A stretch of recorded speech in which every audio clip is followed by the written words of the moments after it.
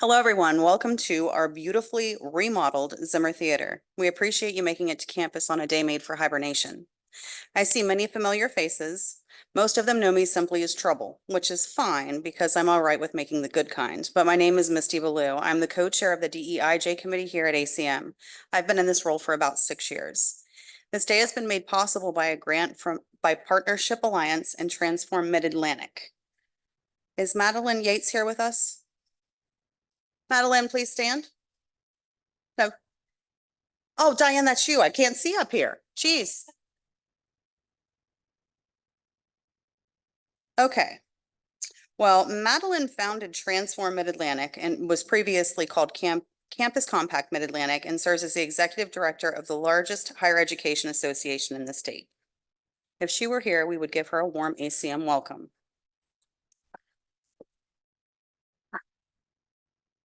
Initially, when Diane approached the committee about the grant, I hesitated, and so did the rest of the group because of the timing. It couldn't be worse, but the opportunity was too good to pass up. So with the help of my amazing team and several other folks on campus, here we are. This event was planned in about 6 weeks with all of the holidays in between. My sincerest heartfelt gratitude to each person who helped make this possible, pulling it together so quickly. I appreciate all of you.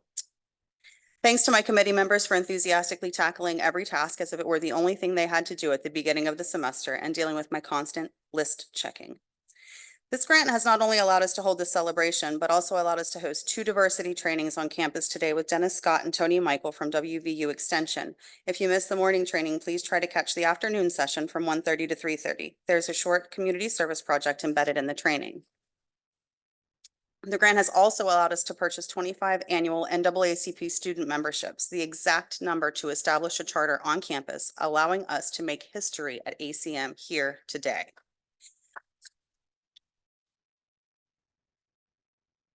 Membership forms are available at the NAACP table as well as in the training room, in the Welcome Center, and in the tables in the back.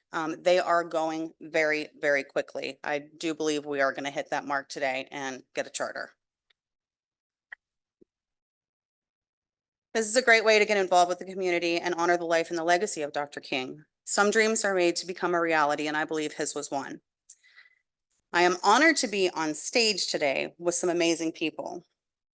Today, we are joined by President Tiffany Fisher. Tiffany is the local 7007 branch president, as well as the, let me get this right, Tiff, third vice president of Maryland State Conference. Her work in the community is extensive, and she spends countless hours doing work that is truly her passion. I'm also lucky to be able to call Tiffany my friend. Please help me welcome Tiffany Fisher. Seated beside Tiffany is a rising star on campus, ACM's own Leslie Stubbs. Leslie is very active in the local branch, and she is pursuing a human services degree, medical billing and coding certificate, and a certificate in addictions. Leslie joined us last semester and is killing it. I know Leslie personally, so I know firsthand the obstacles she had to overcome to be here today.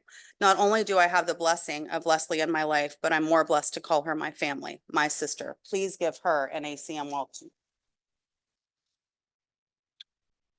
And last, but certainly not least, we are joined by Dorian Rogers, president of the Youth and College Division. While I've not had the opportunity yet to know Dorian very well, I do know a few things. He is one of the most articulate young men I've had the pleasure of meeting and has a true passion for the work that he does. Hopefully we can establish a charter today, and Dorian and I will have the opportunity to work more closely together.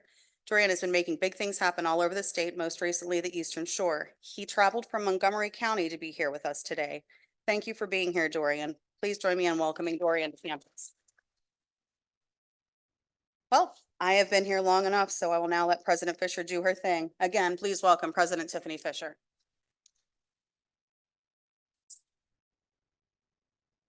All right, I'm a loud talker. Am I too loud? Okay.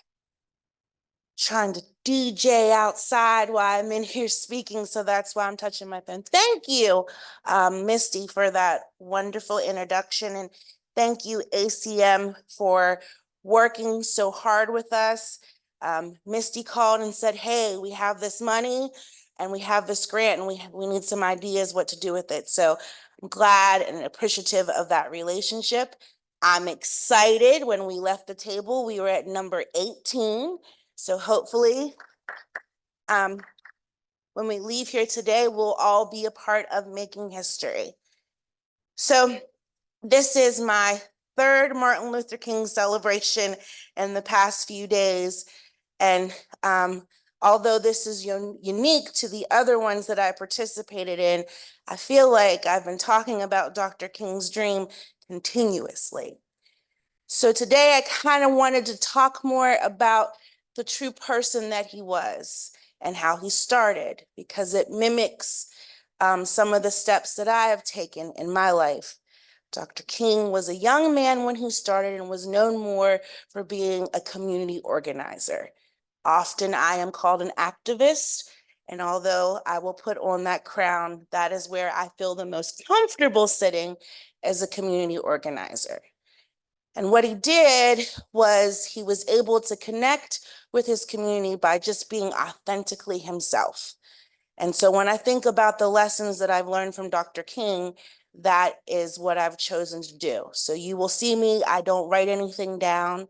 Whenever I speak, I try to speak directly from my heart and read the room and the community, because I want everybody to know that I am here first as Tiffany Fisher and second as the NAACP. So a little background about my walk in the NAACP. My mother was a former president of the NAACP.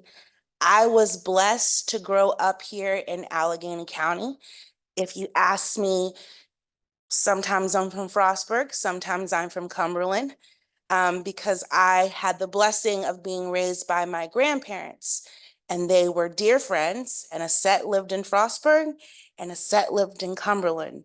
And so I spent Monday through Friday here in Cumberland going to school because my father was adamant I was going to go to Allegheny High School. And then on the weekends, I was shipped up to Frostburg to be with my family there. And growing up in that setting, I was surrounded by folks that poured into me without realizing it. I have to give and acknowledge Mr. Woody Gordon in the background, sitting up there,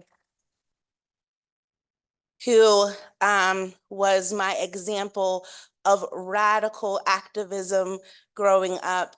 I can remember fondly sneaking at the top of the steps to hear him and my grandfather talk about politics and history, and then running upstairs to the encyclopedias to figure out if I could find out who he was talking about.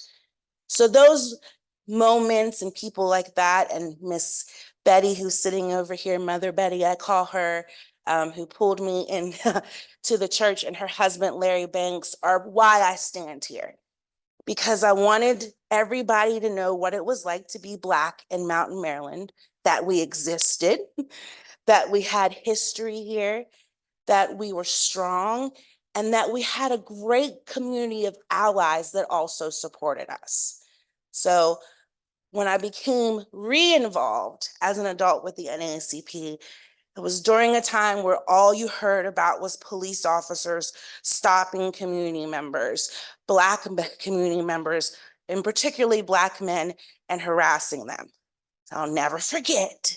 Somebody called and said that they had pulled over Mr. Jimmy coming from church for having one of the Christmas trees hanging in his mirror, pulled him out of his early 2000 vehicle and had the dog surround him.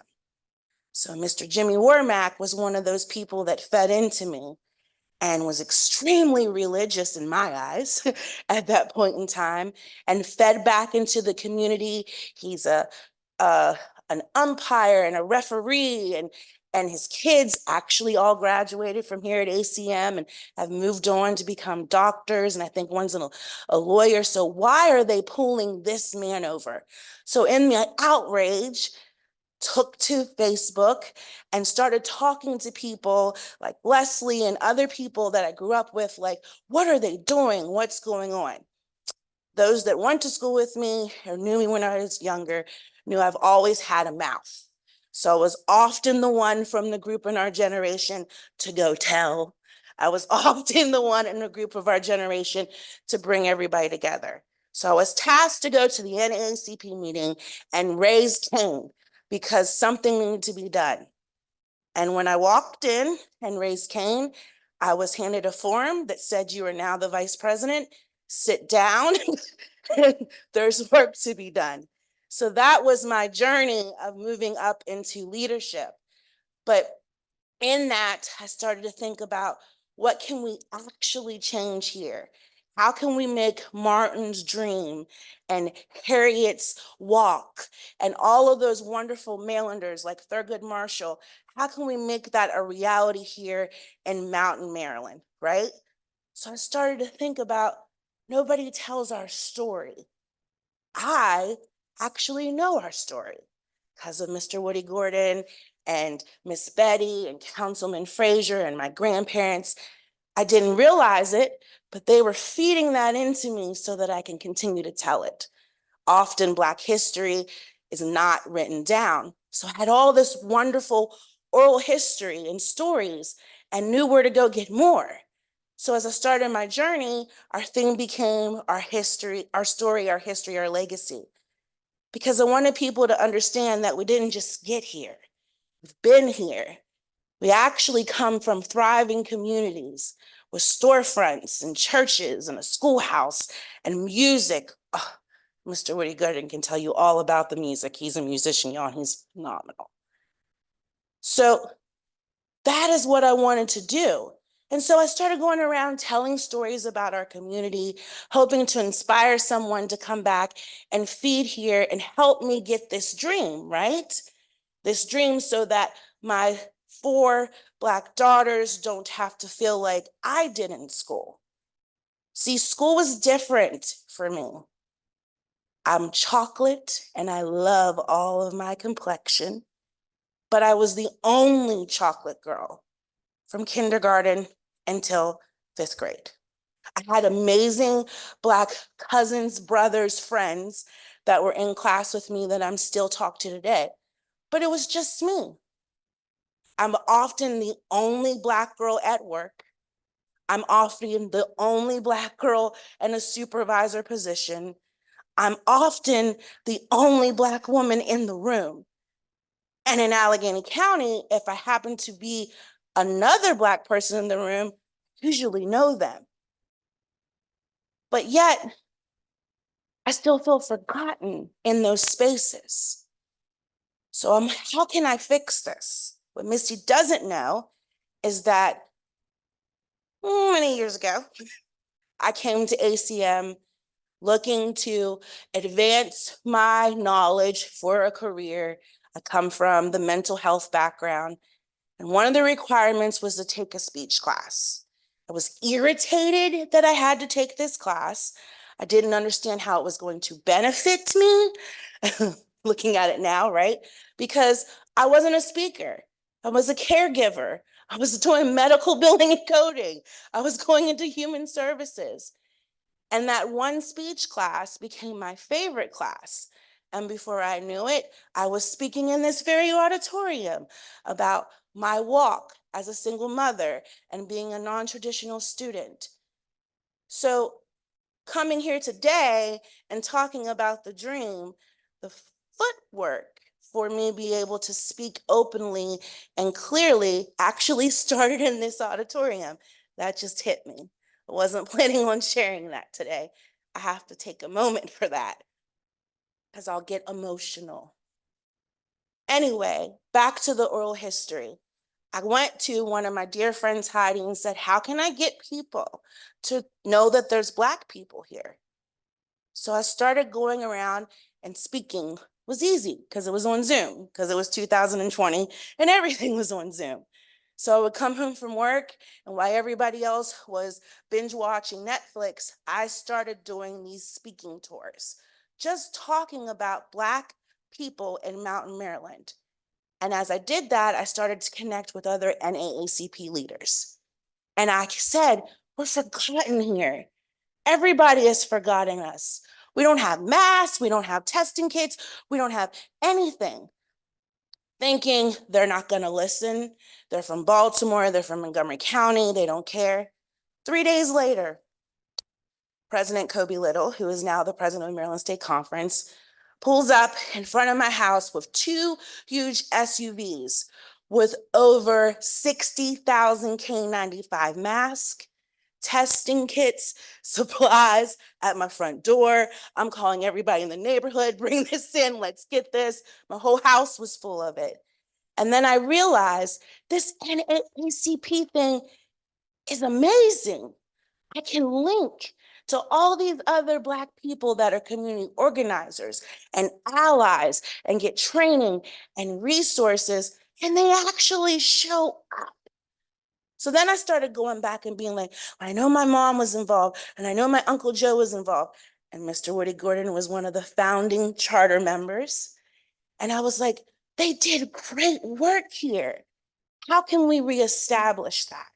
How can we build back those connections? So I started calling all of the local organizations, calling my elders. Where's this at? How did you do this? Trying to meet with people to build these relationships. And we are blessed. I can actually say that not only have we done some great historical things here in our community, but last Friday at the swearing in service, not only did Allegheny County have an officer on the Maryland State Conference Executive Committee, but we brought Garrett with us. So for the first time in history, Mountain Maryland has two voices on the executive committee for the Maryland State Conference of the NAACP.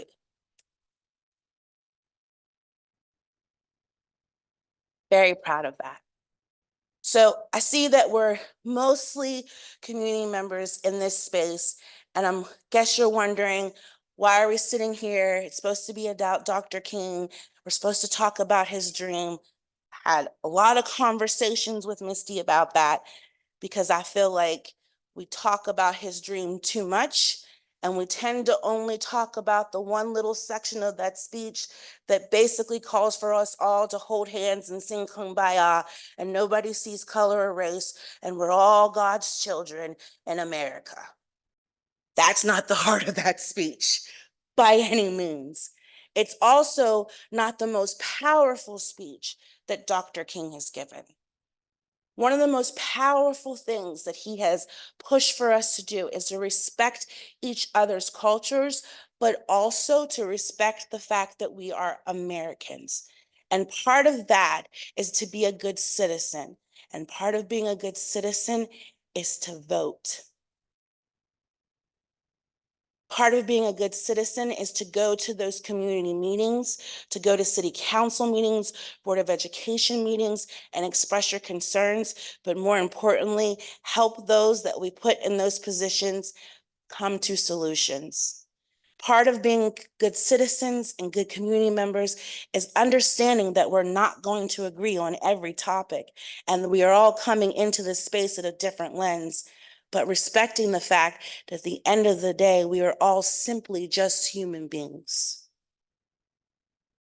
I truly believe that if we can look at each other through the lens that Dr. King happened to look at others, with humanity, that is how we build community. And once we build community with events like today, we can move towards unity. Once we get to unity, equity and equality are just around the corner. So I hope as this whole week festival of celebrating Martin Luther King, when you guys leave this space and after you go through the training, that you leave and go out into our community and realize, if I'm just a human and I look at others as just a human, we actually have a chance to end hate and racism. Thank you.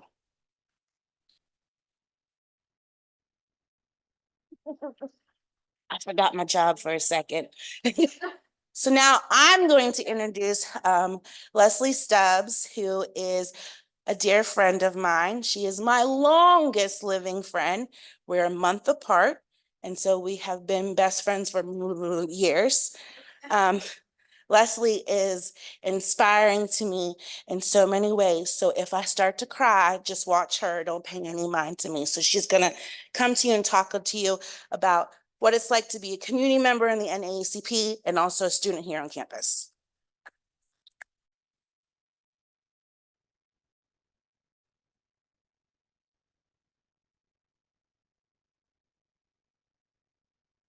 Good afternoon. Let me introduce myself. My name is Leslie Stubbs. I was born here in I was born in Hagerstown, but I was raised most of my life in Allegheny County. I've been through some stuff. As I navigate through my teenage years, unfortunately, I was pushed into the juvenile system. I became a young teen mom, even battled with addictions. However, as a young child, the civil rights was poured into me. I grew up hearing Martin Luther King's words in Sunday school and at friends and family's homes. I left Cumberland, Maryland for a while, but growing up, one of my childhood friends was Tiff. We've always been connected. Our childhood was spent going to events, programs throughout the community. So when I returned here to this area, we reconnected. As I watched Tiff, always out doing stuff for the community, she would always stay on me to get involved. After going to the Voice of Freedom Awards, which is coming up, I knew I had to be involved and I wanted to get back, changing my lifestyle and wanting to be involved in positive things. Tiff would tell me to come help with the NAACP. She also reminded me that the people made sure there was stuff in our community for us. So I started to get involved and I started volunteering. At one event, Tiffany spoke and asked the room, what was their vision of her dream? I started saying to myself how I wanted to go back to school and how I wanted to do something to help people. Tiff and other members encouraged me. The more I volunteered, the more I heard people's stories, the more I could connect with the people's stories, the more issues I wanted to help. I've had the privilege of meeting Congressman Trone, participating in the ribbons cutting of the Women's Health Clinic. So this past August, I decided not to just listen to the I Have a Dream speech, but to become the dream and make it a reality. And with the help of the local NAACP and my sister, Misty Ballou, I enrolled back in school. I'm going to leave y'all with one last thing. If y'all haven't heard Martin Luther King's Dream, His Eyes on the Prize, it's a must watch. Martin Luther King wasn't just for the 60s, but he's for all times. We are all brothers and sisters, and there's never a time to wait for justice. Thank you.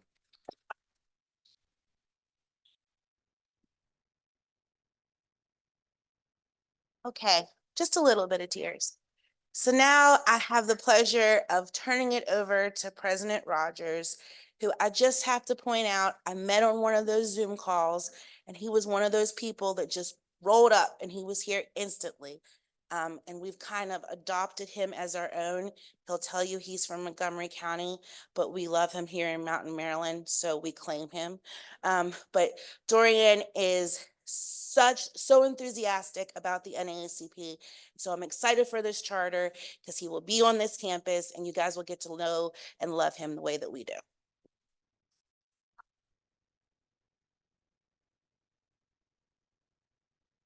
Good afternoon, everybody. Oh, my goodness, I thought I was a little short for a second. I'm so sorry.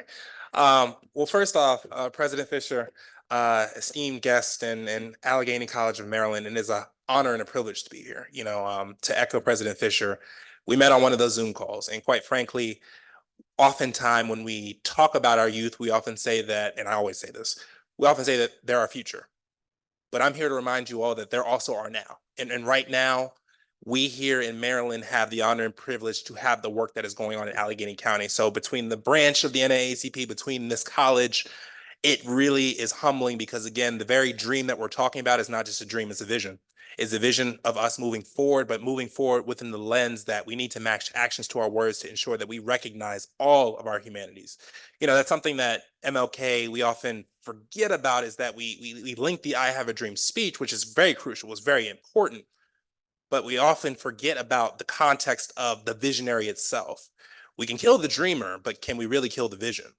Can we kill the person, but can we kill our humanity? But most importantly, can we really work as communities of intersectional backgrounds to uplift that notation of humanity? And so it's very important as we come here today in this body and we're recognizing the work of not just Martin Luther King, also Coretta Scott King, because you can't talk about Martin without talking about Coretta.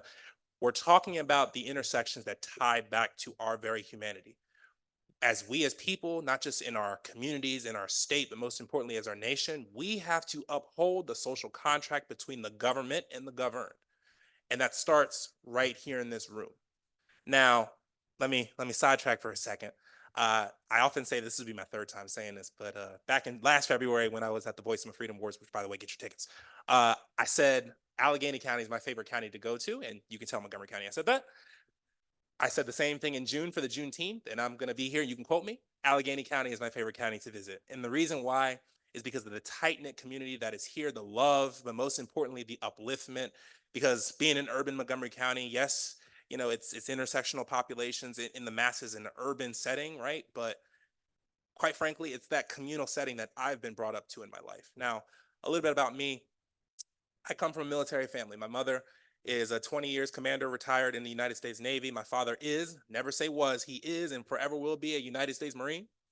And he calls me at 05:30 to tell me and remind me that I should not be sleeping past that time. But I'll let you pick and choose if I adhere to what he was saying. But I say that because even when I was brought up in Maryland in Montgomery County and we moved to North Carolina, Camp Lejeune, it was that very tight knit community that got me through. You know, on my mother's side, my grandmother is one of 12 children, born and raised, moved up from South Carolina up to Philadelphia, Pennsylvania, right? And when we talk about NAACP, when I first got involved, they were like, the NAACP? What you know about the NAACP? But that was really my avenue to grow, especially as I was going into the collegiate setting. So graduating from Clarksburg in Montgomery County, going all the way to Eastern Shore. How are we talking about Eastern Shore, right? I went to Salisbury University. And going from the student government to being involved in our Black Student Union to the governance committees of our president's office to, of course, the NAACP, I was able to tap into those very communities to not only hold me accountable, but to uplift me in my goal to ensure that we see and recognize our humanity, because each and every one of us in this room, regardless of the intersections of our community, have a responsibility to uplift your neighbor, to recognize your neighbor. And I'm not just saying neighbor because my last name is Rogers, because my students say, Mr. Rogers, are you related to Mr. Rogers' neighbor? You know, all that stuff. I'm sorry, I'm just trying to get y'all to laugh. But um, as chapter president, you know, something that I really learned when I was an undergraduate is how are you able to uplift your fellow member and uplift your neighbor? You know, at Salisbury, even though Salisbury University is not the biggest school, kind of similar to Frostburg, it has a lot of potential because, again, of those tight-knit communities. And even with all the good, even with all the bad, what are we doing to match actions to our words to ensure that we're leaving our institutions, our communities, and most importantly, our state and nation in a better place for not just our children, but for our children's children? And when we were at SU, we were able to not only get general education reform, which did not happen in over 40 years, we were able to ensure we were able to fight for a parking pass for students with disabilities, to ensure that students were able to take their outreach and to take it in the community so we can bring in more students across the state, but most importantly, recognize how history plays out, not just in our present, not just in our past, but most importantly in our future. That's why they call it the present, right? And it dawned on me when I was able to, alongside my colleagues across the state, reactivate the Youth and College Division. One of the first people we met was President Tiffany Fisher. And when I say that we cannot say without words how grateful we are of her leadership, her wisdom, but most importantly, her strength and passion, it infuels us. There's a saying that we say in youth and college, I know you already know, we say we're fired up and ready to work. And so when we were talking to people today, when they were saying it's cold outside, you know, I'm able to take off my jacket because I'm forever fired up and ready to work, you know. But in all seriousness, with our reactivation as a charter, or as a youth and college division, you know, it didn't come with challenges. You know, when you have units across the entire state of Maryland, how are you able to interconnect with your units and encourage and uplift them to ensure that they feel like they have the full support, not just of their fellow members, but most importantly of their communities? And we heard the same thing over and over again. We're a part of our local community, but we don't feel like we're part of something larger. And as we worked in partnership with the Allegheny branch alongside President Tiffany Fisher in counties across the state of Maryland, we went from 1,000 members to just about last week, 1,200 members, which an additional 25 right here at this historic site in Allegheny College of Maryland. But that's not what I did. That's not what any of our officers did. That was the community that came together. President Fisher, everybody in this space had a hand in this. But it's not to say that the work is over. Because just like MLK, he knew that the journey that it was going to take to get to the promised land wasn't just with him. It was him passing the baton forward. It's not a race, it's a marathon. And so the charge that I wish to issue amongst you all, and I don't just mean amongst you all, I mean amongst you all, is that what are we doing, as President Fisher said, to recognize our humanity? Because quite frankly, you need to know your neighbor. Right now, we're in a very pivotal time in our history where we're seeing our social contract for not just the normative of the good of democracy, but of the process. And it doesn't mean that we dismantle our country solely just to dismantle it. It means that we have to take care of our nation, but that requires us to see all of the people of this nation when we talk about the intersections of identity. And quite frankly, for 114 years, that is something that the NAACP sleeps, eats, and breathes. And so I will leave with this, and I wrote this down. I want to share 2 quotes with y'all. I'm so sorry. Which, by the way, I'm telling everybody I'm going back to a flip phone, but nobody believes me. But, yeah, I'm still 23. Bear with me. MLK said, "Make a career of humanity.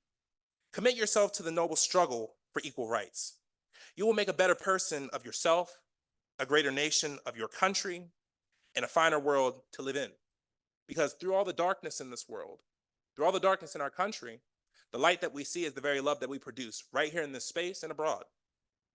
And to end, because when we talk about the movement, it's not just about the MLKs, it's not just about the Coretta Scott Kings, it's not just about the Harriet Tubmans, the Frederick Douglasses, the Juanita Jackson Mitchells.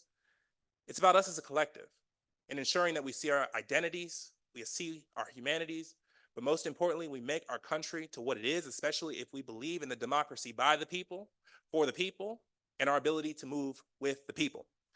I'm with this quote by Coretta Scott King. "The greatness of a community is most accurately measured by the compassionate actions of its members." So let's get ready to work. It's not a day off. It's not a day on. It's a day forward. And I'm honored to be here. Thank y'all.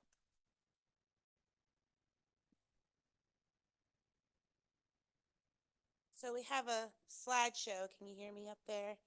And I would like for them to play that.